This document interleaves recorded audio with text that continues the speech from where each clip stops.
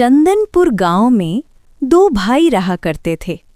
एक था धनराज, दौलत में डूबा हुआ, और दूसरा सुखदेव, जो गरीबी से जूझ रहा था। एक हवेली में रहता था तो दूसरा पत्नी और बच्चों के साथ एक छोटी सी झोंपड़ी में। यहीं से इस कहानी की शुरुआत होती है।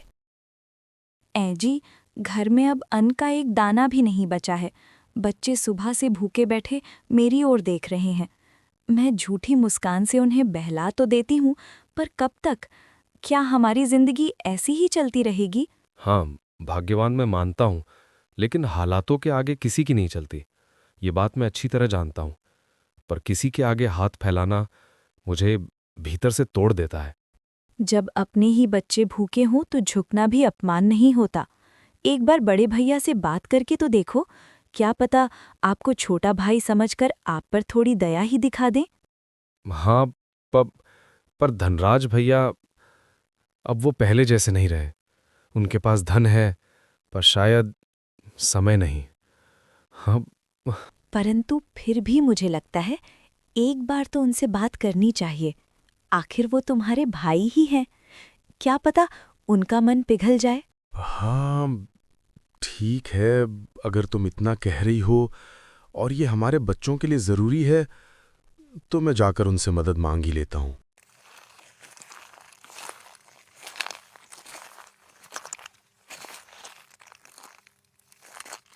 पत्नी के इतना कहते ही सुखदेव अपने बच्चों के खातिर अपने बड़े भाई धनराज की कोठी की ओर निकल पड़ता है। पता नहीं धनराज भैया मेरे बारे में क्या सोचेंगे। मन में डर भी है और उम्मीद भी। चलो, जो भी होगा देखा जाएगा। आखिरकार है तो मेरे बड़े भैया। इतना कहते ही सुखदेव अपने बड़े भैया की कोठी की ओर चल पड़ता है। ये है धनराज की हवेली। धनराज अपने कारोबार से दिन दुगनी और रात चौगनी तरक्की कर रहा है। वहीं सुखदेव अपनी ही फैक्ट्री में लगी आग के कारण कंगाल हो चुका है। धनराज जैसे जैसे अमीर होता गया, वैसे वैसे उसके मन में घमंड भी बढ़ता चला गया। अरे सुनो, आजकल तुम लोग काम चोरी करने लगे हो। जल्दी जल्दी हाथ चलाओ। तुम्हें क्या पता एक एक रुपए को कमाने में कितनी मेहनत लगती है। चलो जाओ सब, और जल्दी से अपने अपने काम पर लग जाओ। मुंशी जी। जी मालिक, कहिए। देखो मुंशी, आजकल धंधा थोड़ा मंदा चल रहा है और ये सभी लोग काम चोरी कर रहे हैं। अगर ऐसे ही चलता रहा और मेरे धंधे में घाटा आया तो मैं तुम्हारी तनख्वाह से काट लूंगा। तुम इन सब पर ध्यान रखो। मैं अभी घर जा रहा हूं, थोड़ी देर में लौट आऊंगा। जी मालिक, आप बिल्कुल निश्चिंत होकर घर जाइए। मैं पूरी ईमानदारी से यहाँ का सारा काम देख लूंगा। आप जरूर जाइए निश्चिंत होकर। इतना कहते ही सेठ धनराज अपने घर की ओर रवाना हो जाता है।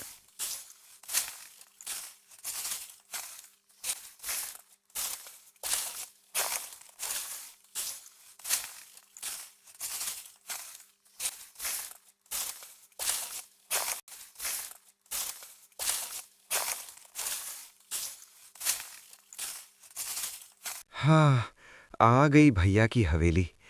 लेकिन पता नहीं क्यों मुझे अपने ही भाई से मिलने में घबराहट हो रही है। क्या पता भाई मेरी मदद करेंगे भी या नहीं। हाँ, ठीक है, जो होगा देखा जाएगा। एक बार उनसे मिल तो लेता हूँ। फिर सुखदेव धीरे धीरे हवेली के अंदर चला जाता है। भैया, ओ भैया, भैया, ओ भैया, अरे भाभी, ओ भाभी, अरे कोई है घर पर? हे भगवान, पता नहीं भैया और भाभी जवाब क्यों नहीं दे रहे हैं। नहीं, एक बार और पुकारता हूँ। भैया, ओ भैया, भाभी, अरे कोई है क्या घर पर? सुखदेव भैया, आइए आइए, बहुत दिनों बाद आ रहे हो भैया। हाँ भाभी, हालातों ने ऐसा घेरा है कि आना जाना ही बंद हो गया। सुखदेव भैया, मुझे पता है कि आपकी फैक्ट्री में आग लगने से आपको बहुत बड़ा नुकसान हुआ है। हाँ भाभी, पर भगवान की मर्जी के आगे किसकी चलती है। वैसे भाभी, भैया दिखाई नहीं दे रहे। क्या वो घर पर नहीं है? अरे, आपके बड़े भाई साहब ये तो दिन भर काम में लगे रहते हैं। अभी अभी फैक्ट्री से आए हैं। आइए अंदर, आपके भैया अंदर ही बैठे हैं। अच्छा तो सुखदेव भैया, आप अंदर चले जाइए। मैं भी चाय बनाकर ले आती हूँ, तब तक आप अपने भैया से मिल लीजिए। जी भाभी जी, मैं भैया से मिल लेता हूँ।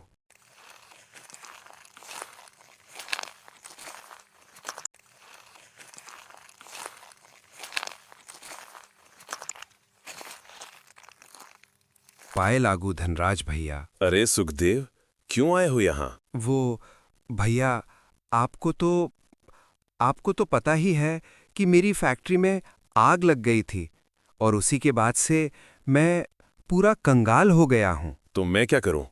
मैंने थोड़ा ही तुझे कंगाल बनाया है। अरे नहीं नहीं भैया, मैंने ऐसा कब कहा।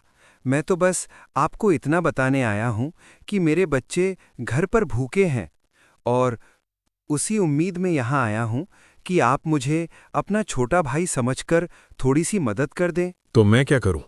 तुम्हारे बच्चे घर पर भूखे हैं तो इसमें मेरी क्या गलती है? हम दोनों भाइयों को पिताजी ने बराबर का हिस्सा दिया था। मैं अपनी मेहनत से कमाता हूं और अपना घर चलाता हूं। मैं तुम्हारे घर का ठेका नहीं ले रखा है। अपने भाई की ऐसी बातें सुनकर सुखदेव अंदर ही अंदर टूट जाता है। उदास मन और भारी कदमों के साथ वो चुपचाप वहां से चला जाता है। ऐजी, आए हो तब से मुंह लटकाए हुए बैठे हो। क्या हुआ? क्या आपके भैया ने आपकी मदद करने की कोशिश नहीं की? भैया और मदद? अरे, जैसे ही मैं उनके सामने गया, भाग्यवान उनका तो चेहरा ही उतर गया। मदद तो बहुत दूर की बात थी।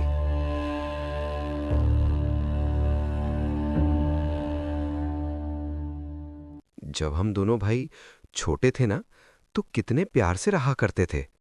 हर बात में एक दूसरे का साथ, एक दूसरे की फिक्र। लेकिन जैसे जैसे जिंदगी ने हमें अलग किया, वैसे वैसे लगता है जैसे हमारे बीच का प्यार ही खत्म हो गया हो। ऐजी, आप ऐसे उदास मत होइए। भगवान कोई न कोई रास्ता जरूर निकालेंगे। ऐसी उम्मीद हार कर बैठे रहने से हमारे ये दुख के दिन नहीं निकलेंगे। हाँ रमा, तुम सही कह रही हो। लेकिन मैं करूं तो करूं क्या? कैसे अपने बच्चों को 2 वक्त का भोजन तो मिले? देखिए, भोजन का इंतजाम तो करना ही पड़ेगा। हम तो भूखे भी रह लेंगे, पर हमारे ये 2 छोटे छोटे बच्चे ये भूख को कैसे सहन करेंगे? नहीं नहीं, मैं अपने बच्चों को भूखा नहीं रहने दूंगा। हाँ, मैं जंगल जाऊंगा, वहां से बहुत सारे फल तोड़कर लाऊंगा। हाँ, यही उचित रहेगा। पत्नी से इतना कहते ही सुखदेव जंगल की ओर निकल जाता है।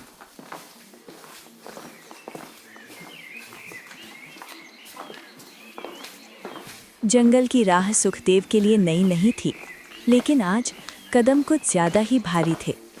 चारों ओर ऊंचे ऊंचे पेड़, पत्तों की सरसराहट और सन्नाटे के बीच उसकी अपनी सांसों की आवाज। हर कदम के साथ उसके मन में बस एक ही सोच थी, किसी भी तरह अपने बच्चों के लिए भोजन का इंतजाम करना है। हे भगवान, मैं जंगल की इतनी बीच में आ गया हूँ, लेकिन ये क्या? जंगल में तो फलों का नामो निशान तक नहीं है। सुखदेव जंगल में चारों ओर नजर फैलाकर देखता है, लेकिन उसे किसी भी पेड़ पर फल लगे हुए नहीं दिखते। हे भगवान, मैंने आज तक किसी के साथ कुछ भी गलत नहीं किया, फिर भी मेरे साथ ऐसा क्यों हो रहा है? ठीक है, थोड़ा और जंगल के अंदर चलते हैं। क्या पता आगे फल मिल जाए। कम से कम मेरे बच्चों का पेट तो भर जाएगा। सुखदेव जंगल में थोड़ा और अंदर बढ़ जाता है।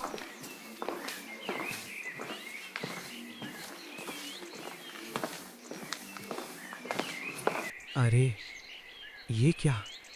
यहाँ पर भी कहीं पर फल नहीं दिखाई दे रहे हैं। एक बार और चारों तरफ नजर घुमाकर देखता हूँ, शायद कुछ मिल जाए। सुखदेव इधर-उधर नजर दौड़ाकर पेड़ों की ओर देखने लगता है और तभी उसकी नजर एक केले के पेड़ पर पड़ती है। ये रहे फल। चलो, कम से कम इन फलों से मेरे बच्चों का पेट तो भर जाएगा। अब मैं यही लेकर घर चलता हूँ। सुखदेव केले के पेड़ के पास जाता है और पेड़ से केले तोड़ लेता है। चलो, ये अच्छा हुआ। कम से कम आज के लिए तो मिल गए। कल कोई ना कोई काम तो ढूंढ ही लूँगा। मैं अपने बच्चों को ऐसे भूखा नहीं रहने दूंगा। जैसे ही सुखदेव ये कहकर घर की ओर बढ़ा, तभी उसके कानों में कुछ आवाज सुनाई दी। हे भगवान, कोई है? बाबा को बड़ी पीड़ा हो रही है। तभी रघु झाड़ियों के उस पार देखता है और वहां एक साधु जख्मी हालत में जमीन पर पड़ा हुआ है। अरे साधु बाबा, क्या हुआ आपको? आप ऐसे जमीन पर क्यों पड़े हो? आप तो जख्मी लग रहे हो। क्या हुआ है बाबा? बेटा, मैं इधर उधर जंगलों में घूम घूम कर तपस्या करता हूँ, लेकिन भूख से बहुत व्याकुल होकर फल ढूंढने के लिए जंगल में आया था कि तभी कुछ शिकारी जानवर मेरे ऊपर टूट पड़े। जैसे तैसे जान बचाकर मैं यहाँ आकर गिर पड़ा। तब से यहीं पड़ा हूँ। साधु बाबा, अभी तो मेरे पास ज़्यादा कुछ नहीं है, पर आप ऐसा कीजिए, ये जो मुझे थोड़े से फल अकेले मिले हैं, आप यही खा लीजिए। कम से कम आपकी भूख तो शांत हो जाएगी।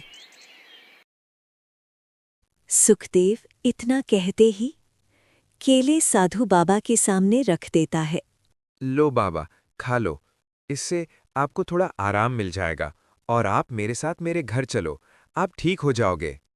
बेटा, तुम्हारा बहुत बहुत धन्यवाद, लेकिन मैं एक साधु हूँ। मैं किसी के घर पर नहीं रुकता, इसलिए तुम मुझे मेरे हाल पर छोड़ दो।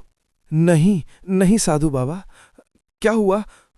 अगर आप मेरे घर नहीं चल सकते तो मैं यहीं पर आपकी सेवा करता रहूंगा, ताकि आप फिर से ठीक हो जाएं।